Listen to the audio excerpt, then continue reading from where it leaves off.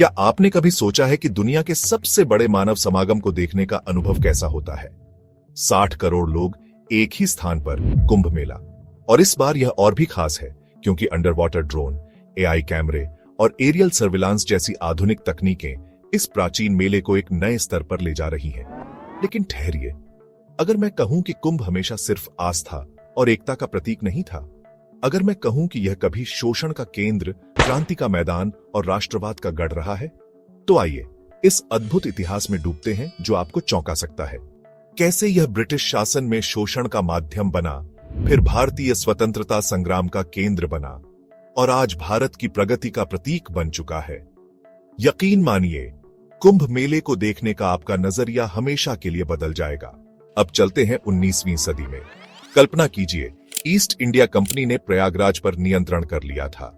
उनके लिए कुंभ का धार्मिक महत्व मायने नहीं रखता था, बल्कि वे इसे कमाई का जरिया समझते थे। हर श्रद्धालु को गंगा स्नान करने के लिए टैक्स देना पड़ता था, 1 रुपया प्रति व्यक्ति। सुनने में अजीब लगता है ना? लेकिन तब एक आम भारतीय की मासिक आय मुश्किल से 10 रुपये होती थी, यानी पवित्र स्नान करने के लिए अपनी कमाई का एक बड़ा हिस्सा चुकाना पड़ता था।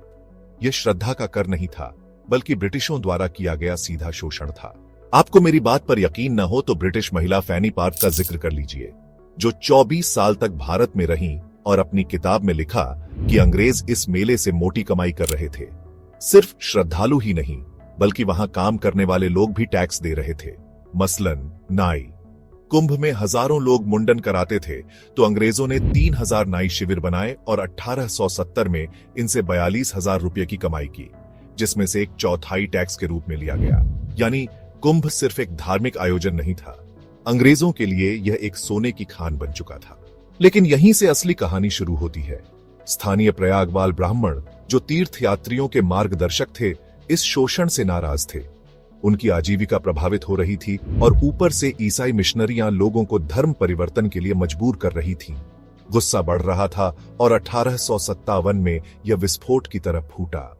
जब भारत का पहला स्वतंत्रता संग्राम शुरू हुआ, तो कुंभ मेला सिर्फ आस्था का स्थल नहीं, बल्कि विद्रोह का केंद्र बन गया। प्रयागवाल ब्राह्मणों ने क्रांतिकारियों का साथ दिया, यहां तक कि झांसी की रानी लक्ष्मीबाई भी कुंभ के दौरान इनसे जुड़ी थीं।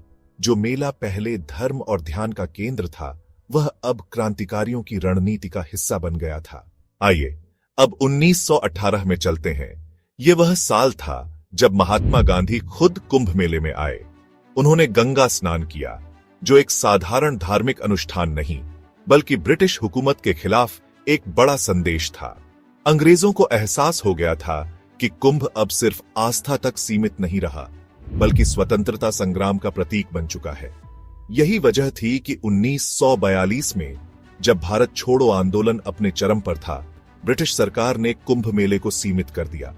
उन्होंने कहा कि वे जापानी हमले से डर रहे हैं, लेकिन असली वजह थी लाखों राष्ट्रवादियों को एकत्र होने से रोकना।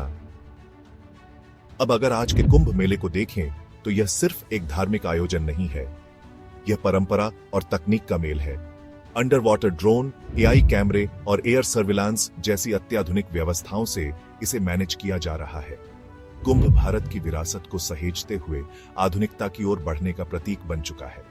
तो देखा आपने, कुंभ मेला सिर्फ आस्था का संगम नहीं, बल्कि भारत की ऐतिहासिक यात्रा का प्रतिबिंब है, शोषण से आजादी तक और अब प्रगति व तकनीक तक।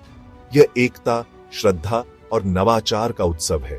और जब भी मैं इसके बारे में सोचता हूं, तो यह याद दिलाता है कि हमने कितनी लंबी यात्रा तय की है। अगर आपको यह ऐतिहासिक सफर रोचक लगा, तो इस वीडियो को लाइक करें, अपने दोस्तों के साथ शेयर करें और चैनल को सब्सक्राइब करें।